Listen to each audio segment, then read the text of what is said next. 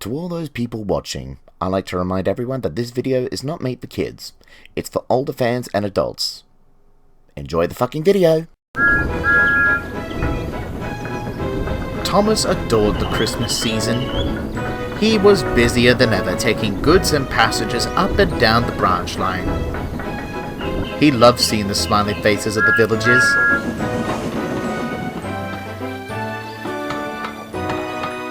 It even made the thought of wearing his snowplow more bearable. Annie and Clarabel, on the other hand, had their quandaries with the holiday season. They liked helping the townsfolk, but they were older coaches and didn't fancy the hustle and bustle. Thomas tried to keep them in good spirits, but as the days ticked on, it became quite an ordeal. One morning close to Christmas, Clarabel felt cantankerous.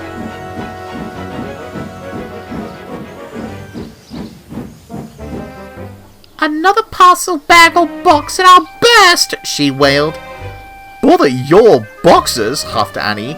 "My upholstery won't last till the new year if I ever have any more passengers." "Oh, come on, you two," chuckled Thomas. "Christmas Day is nearly here. We can't let the passengers down now." "It's all right for you," replied Clarabel. "You've only your driver and fireman to carry. We're positively packed." All day the grievances continued.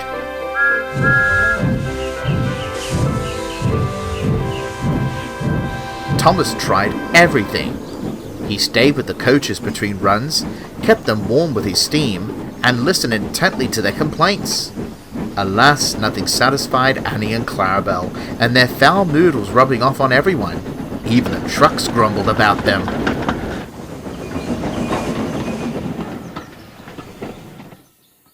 Thomas was glad when he was called away to shunt at the big station. When he arrived, he confided in Edward. "I just don't understand," he sighed. "They've always been a bit put out around Christmas, but this takes the cake." "They're working very hard. I say it made them lose sight of what Christmas truly means," replied Edward. "I think I know how we can fix that." As dusk fell, Thomas brought his last train to the big station. Annie and Clarabel were glad to be finished for the day. Or so they thought. Thomas was uncoupled and moved away. Suddenly, Annie could see Edward and old slow coach backing down towards them.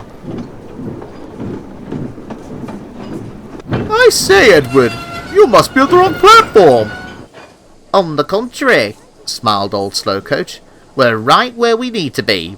The vicar is hosting a dinner at the church for those less fortunate," said Edward.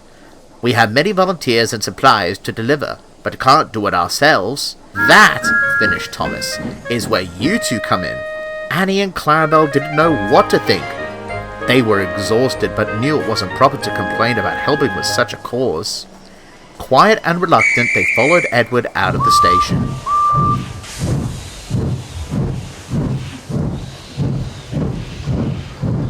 As the evening crept on, a light snow fell. Edward made several stops, picking up more volunteers and supplies at each station.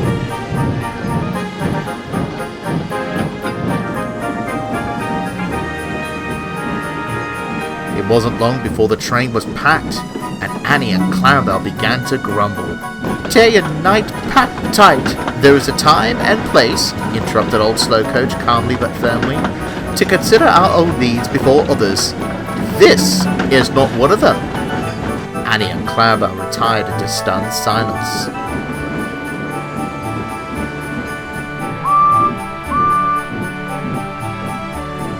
When they arrived at the church, the coaches could hardly believe their eyes.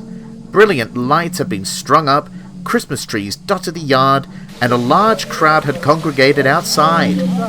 The volunteers spilled out of the compartments and eagerly unloaded supplies from Clarabel. Soon the smell of food wafted from the church kitchen. The crowd worked their way inside, eager for a hearty meal. Annie and Clarabel soon heard the sound of carols and laughter. "Lovely, isn't it?" smiled old slow coach. "Hard work to put it all together, but it's work that matters." At the end of the night, the vicar spoke to Edward. A most remarkable turnout, he beamed, clasping his hands together. Bless you, Edward. Your help made this all possible. Thank you, your reverence, said Edward. But we couldn't have done it without Annie and Clarabel. Their assistance was invaluable. It was the least we could do, said Clarabel. And we'd do it again at a wheel turn, wouldn't we, Annie? Indeed we would, Clarabel. One thing you can and should do is get some rest, smiled Edward. Come on, let's get you back to the junction.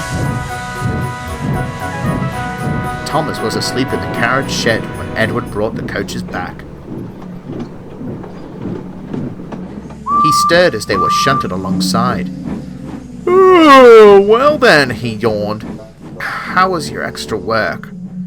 Simply marvellous, smiled Annie. Off to sleep with you now, Thomas, said Clarabel. We can't let our passengers down before Christmas comes. Thomas chuckled, and the three friends fell contentedly to sleep.